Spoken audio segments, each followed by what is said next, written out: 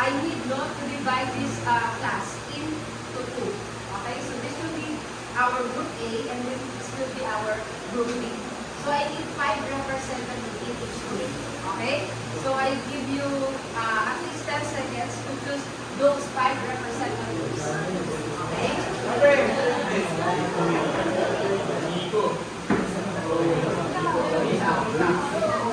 Okay, so time is up. Okay po. So those 5 representatives will line up in each side of our group. Okay? So please stand up. 5 representatives.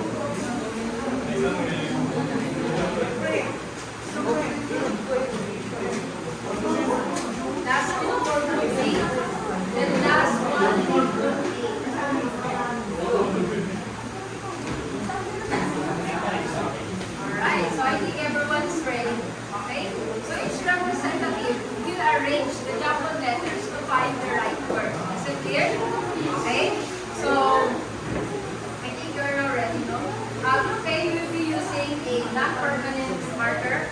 Well, the group B will you can use a chalk for you to write the right word in our whiteboard and of course in our blackboard. Okay? So are you ready? Okay, so let us begin with the title of course. Okay? So I think you're ready. So let's start with the jumbled letters.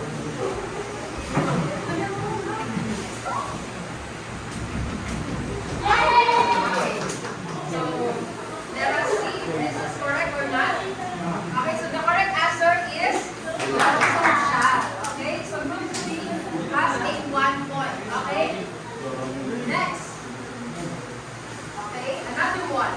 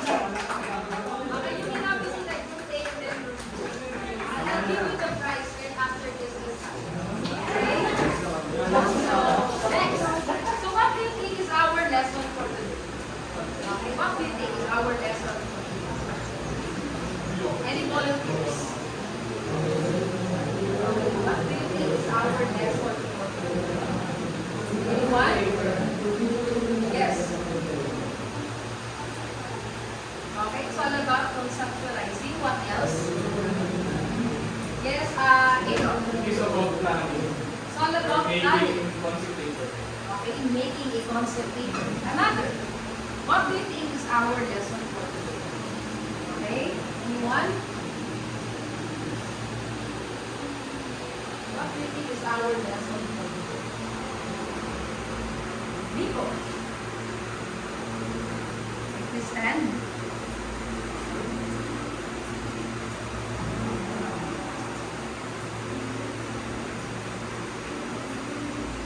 Okay, very good. Our lesson for today has something to do with the concept. Okay? So let me show you our lesson.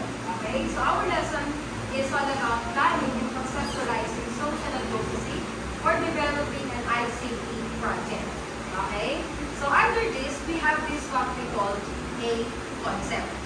Okay, so what do you think or what is your insights whenever you hear about the concept? Okay, what do you think, or what is your insights about the concept? Any volunteer? Yes, Owen. Ideas. What else? Aaron. It's about reading the type of the artwork that you're doing. Reading ano? What? Type of artwork. Reading about the type of artwork. Reading about the concept artwork. Okay? So, the concept is all about the idea. Okay? So, when we heard about the concept, it always the core idea of something or the core idea behind something. Okay? And then to complete this concept paper, meaning you are going to put your idea into the paper. Okay? So, let us see what is the concept paper is all about. Okay? So, let's define first what is the concept paper.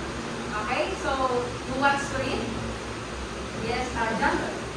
Concept papers are summaries of projects or issues that contemplate interest, experience, and enterprise that commonly serves as a purpose of delivering an in-depth discussion of certain topics that a person has a strong position on. Okay, so again, let me reiterate that the concept is all about the idea. Meaning the concept is a short document that explains the main idea of the research project or even the proposal. So, in addition, the concept paper outlines the following. Okay, outlines the following. Okay, so number one, what do you want to do? Okay, so number one, what do you want to do?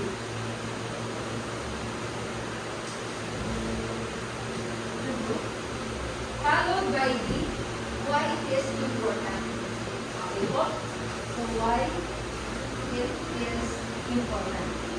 And then lastly, for the outline of our concept paper is how will you plan? How will you plan to do it? Okay, meaning, when we heard about the concept paper, this is the initial plan of our research. Okay? So, in what if the concept paper is all about what do you call this? A study about the social advocacy. You're going to make a concept paper with regards to the social advocacy. Okay? So again, this is the outline in making a concept paper. Number one, what do you want to do? Why it is important? And how will you plan to do it? Is it clear? Yes. Okay. No? So next. So this is the format on how we will make a concept paper. Okay? So for the font size, it is suggested to be the following. Okay? For the font size, we'll be using 12 fonts. Is it clear? Okay. And then for the font style, we'll be using a Times New Roman. For the line of paragraph, it is suggested or it is recommended to use a double space or the 2.0. Okay? Did you get it, class?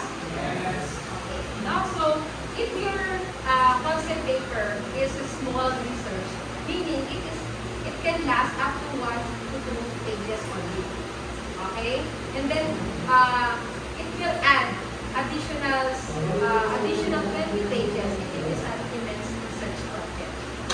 Okay? So there's a difference between the small research project and then the immense research project. Did you get it? Yes. Okay. So now, aside from the formatting of a concept paper or the definition of the concept paper, we are now ready to load the elements of the concept paper. Okay? First one is the title page. So who wants to read? Title page. Okay. Who wants to read? Okay, Nico. Title page. The title page of your concept paper will serve a lot of interest in getting about the internet. So make sure that you have a short but a happy and interesting title of your paper. Okay, so I have here an example of the title of the concept paper. Okay, so title. Please everyone read. One with the roots, supporting the rights and culture of indigenous people. Okay, so when we heard about indigenous people, these are the people who live in the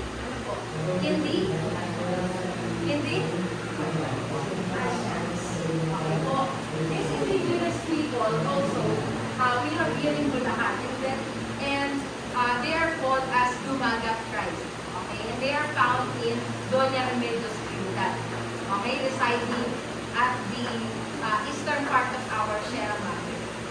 Okay po? So our title in concept paper should be concise, meaning it's very short, not too long. Okay?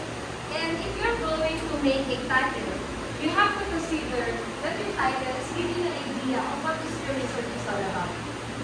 Okay? You're giving an idea to the readers, to your future readers. Okay? And aside from which, the title also needs to have an impact. Why?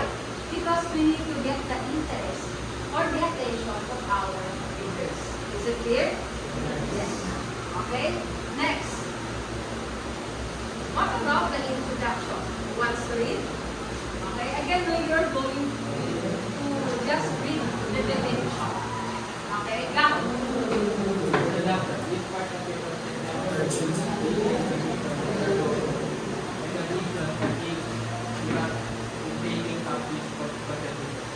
Okay, so thank you, Gao. Very well said. So for the introduction, I have here an example according to our title. Okay, so indigenous people are the first people to live in many areas of our country. Okay? And in addition, they have rich traditions and cultures. Meaning in tradition, okay, we add the context and background about our topic. Okay? And then also, sadly, many of them face problems like discrimination, poverty, and losing their land. Meaning, aside from addressing the background and then the context, you are going to briefly introduce them into the problem and the issue. And that is the discrimination, poverty, and losing their land.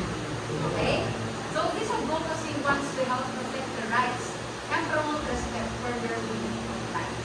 Okay? So you have to mention, you have to consider why it matters and who is affected with the problem of your research or your concept paper.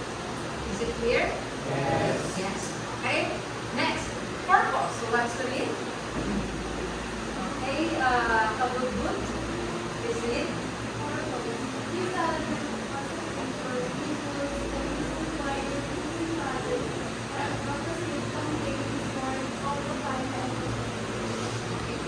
Thank you.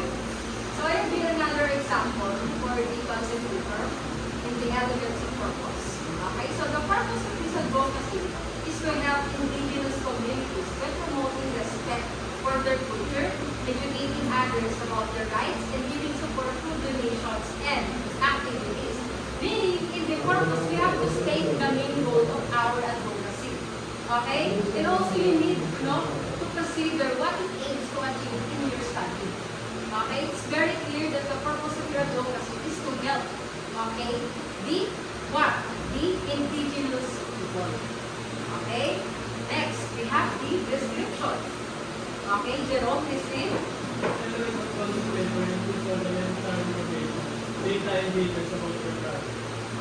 Okay, so another one, we have the example. So who wants to read? Okay, anyone? John.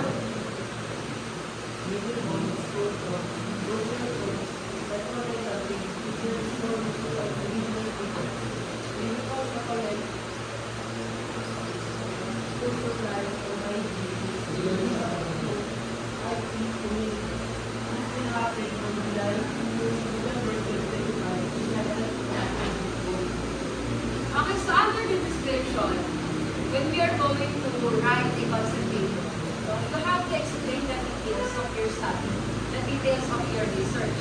Okay? So, you're asking when it will be done, what will you do, and also you need to know the target audience of your research, and that is the indigenous people. Okay? Next, second to the last, we have the support. Okay? Angela, please read.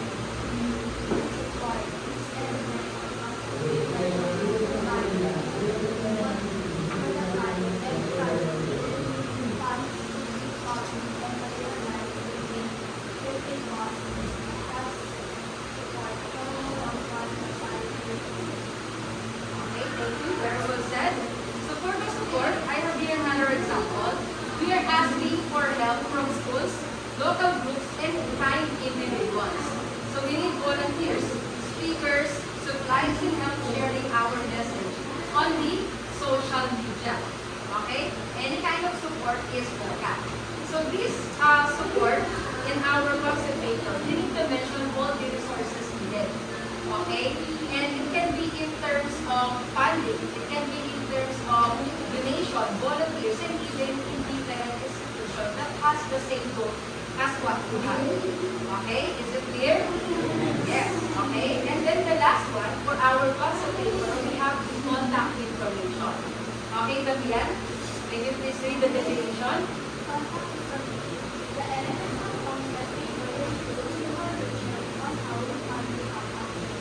Okay, so another example here is all about the name, email, phone, and then Facebook.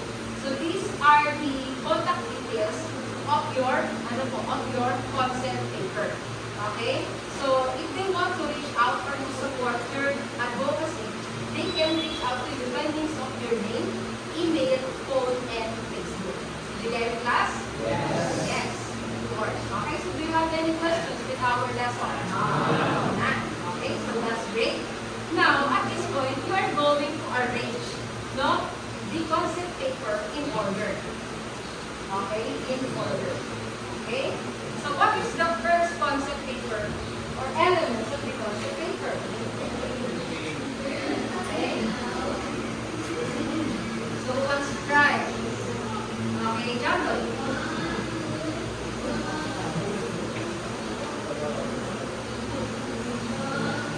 First element. In order, what? Order.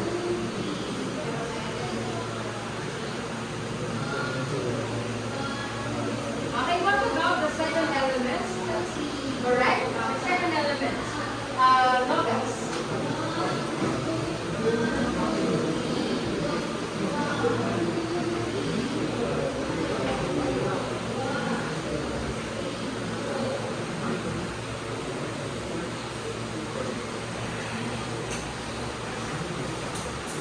Okay, very good. What about the third element because of paper?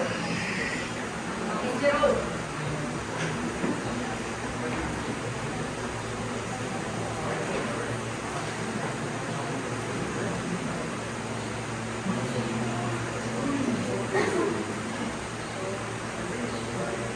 Okay, the fourth one. Who else? Yes, Mako.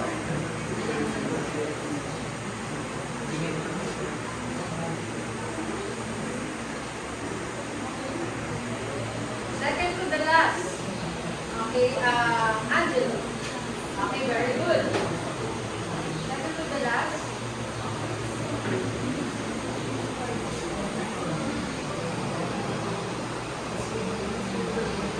Okay, and then lastly, of course, we have, wow, okay, Akobiso.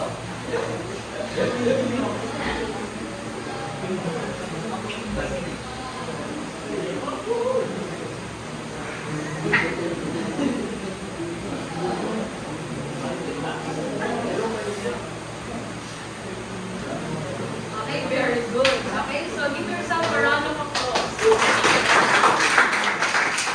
so the first one will be your title page to be followed by the introduction, foremost description, support, and of course the contact information. Okay, so is it clear, class? Yes. Okay, so let me erase this. Okay, so now, okay, so I think you are now ready to answer this question. Okay, so how can a concept paper help in solving our community problems? Okay, how can a concept paper help in solving community problems? You can share your answer by use of using Tagalog. Okay, so how can a concept paper help in solving community problems? Okay, you can give your personal knowledge, your insights about this question. Okay. Owen. So your study po kayo ng people, like people po na nabanggit ko kanina sa lesson. Yung paper, yung study po ng tao na yun, is makakatulong, sobrang makakatulong po sa mga tao na kailangan. Okay, so when you say actually solve the problems. Okay? That is the purpose of the concept paper. Okay? Next question. Very well said, Owen. Why is it important of ICT, social advocacy, in local or regional issues? So what is the importance of ICT, social advocacy, in local or regional issues? Okay, John Lloyd? It is important because nowadays technology is gano'n na gano'n na ngayon at marami ng paraan para makakadali yung buhay natin at makatulong po tayo by just posting in social media and helping to outreach different peoples by the use of technology. Okay, you can actually access easily by use of using different platforms such as the Facebook, the Instagram, and also the Twitter. So thank you, John. Okay? So now that I am convinced with your answer, we can now move to our assessment. Okay? So is that right, class? Yes. Okay? So for our assessment, okay, you have to work in pairs. Okay? You have to work in pairs. Okay? So, for the instruction, choose a topic and write initial ideas in one sheet of paper. Okay? So this topic can be regional or local issue. Okay? So the concept paper to outline, number 1, we use the title, next introduction, and then the purpose. Okay? So I'll give you 2 minutes to make it.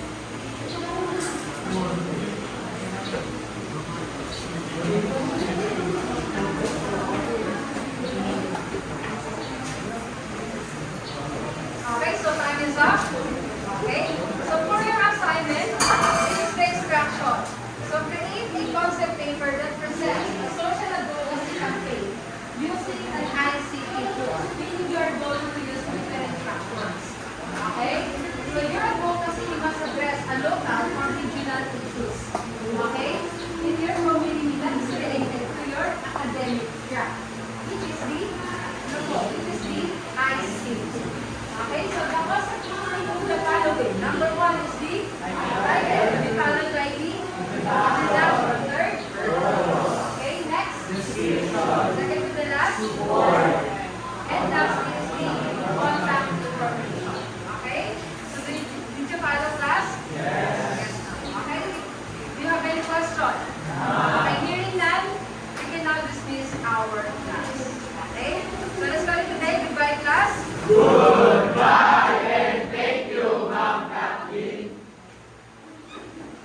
Ay, ma'am, pinas ko.